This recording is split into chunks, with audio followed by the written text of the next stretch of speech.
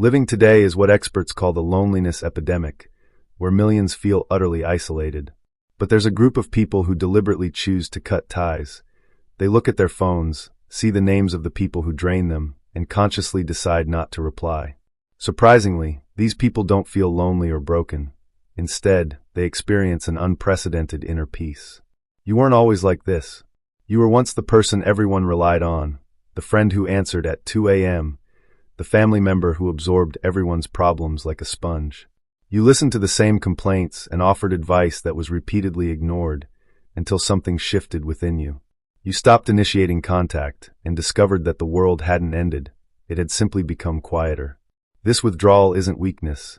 It's an application of Dr. Stephen Burgess's Polyvagal Theory.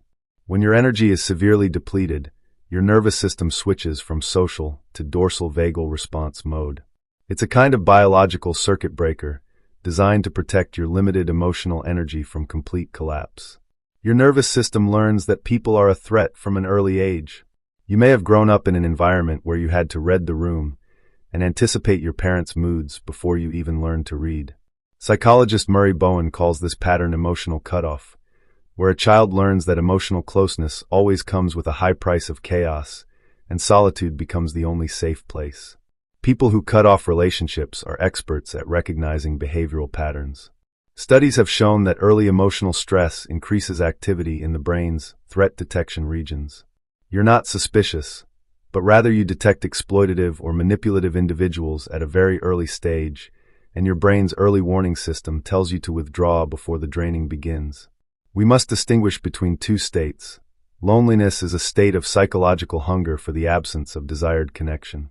Solitude, on the other hand, is a state of voluntary fasting, where you choose tranquility because it is rich, safe, and yours alone. For you, the silence of the phone is not social rejection, but rather a sanctuary that allows you to hear the voice of your thoughts away from the noise of crises. A 75-year Harvard study confirms that happiness is not related to the number of friends, but to the quality and security of those relationships. If your circle is very small but filled with people who respect your peace, you are doing the right thing. Always remember, you are not cruel.